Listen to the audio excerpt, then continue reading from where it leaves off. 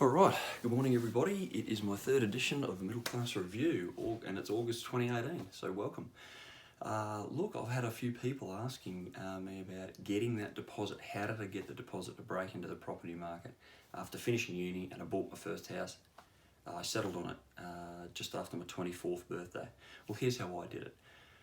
After finishing uni, look, I was still living on the parents' farm. I actually stayed there. It was a bit of a pain. Yes, I had to travel more to work, etc. But hey, you do what you do. I was paying $30 a week board and working on the farm, paying my own phone bill, paying my own a lot of things. So, but it still saved me on rent. So, working a job, I didn't just work one job. Look, I worked three. That was pretty much the average. And most of my friends did this. I've got friends who are now foreman mechanic. I got a great mate who's my best mate who's a project manager now. Oldest friend, lawyer, corporate lawyer. These people all did the same thing. They all worked extra jobs. I'm talking the mechanic fixing cars on weekends all the time and at night. My project manager mate, look, he was working night fill at Coles. Okay, so you're working your regular job 8 till 5, which is normal hours in Australia, then working from say 9 at night till 1 in the morning stacking shelves at Coles. Corporate lawyer friend, same thing. Working your guts out during the week, but then cleaning, doing office cleaning at night as well. Getting that money up for the deposit. Yes, it takes hard work and sacrifice, and I mean sacrifice. This going out for coffee all the time, going out to the movies constantly,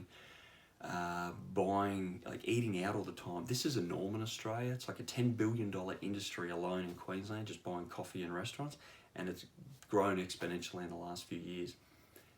So, a little bit of short-term pain for long-term gain, guys. That's what you've got to do. I was working as a manager. However, I was also cleaning 5 nights a week, cleaning a bank, and then later I cleaned offices as well. And then on weekends I was doing fruit picking, okay, pineapple picking. I don't enjoy it. I was also mowing lawns through to my mid-20s as well. So what I did when I was working as a manager, I'd work every Saturday. My assistant manager got every weekend off, lucky her. I had every Wednesday off. So I was working mowing lawns then.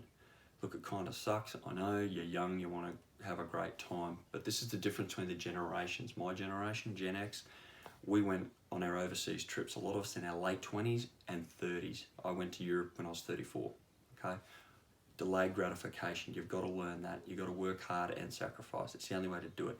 The other thing too is to accelerate your savings. You'll notice that interest rates are rubbish at the moment.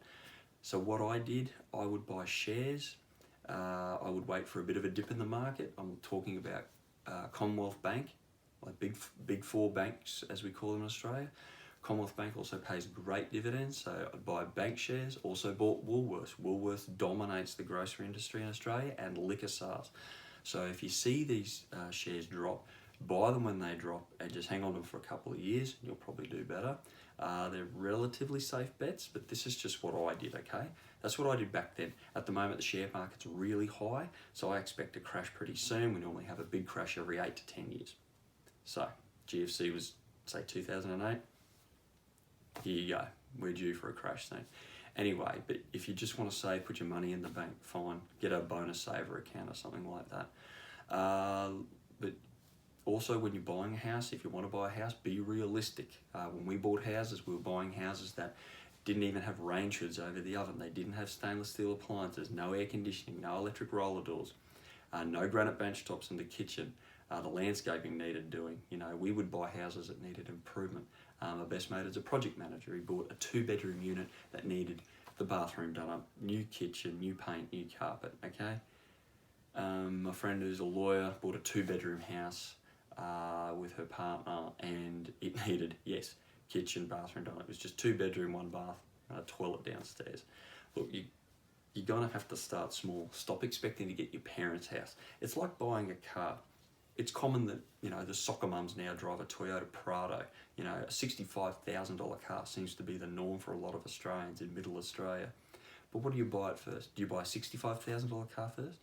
No, you buy a compact car. You know, you can buy a brand new i30 for $20,990. Same with houses, guys. Be realistic. You know, a lot of people say they're priced out of the market.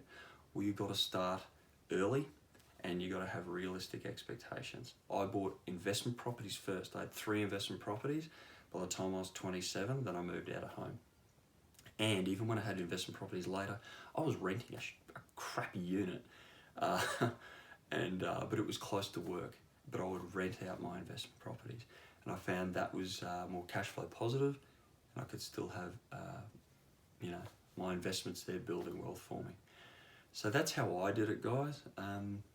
Look, all I can say is it's going to take hard work and sacrifice, but give it a go and be realistic. And if you want to start saving, look, just start putting 20% of your money aside. The 80-20 rule: live on 80%, bank 20% or invest it. That's a damn good start. If you're working second jobs, do even more. You can do it, because believe me, I work with backpackers and they save up heaps of money, and they just live foreverly, and they are saving this money to take back to Europe with them. So trust me, if they can do it, you can do it. All right, back yourself and stay awesome.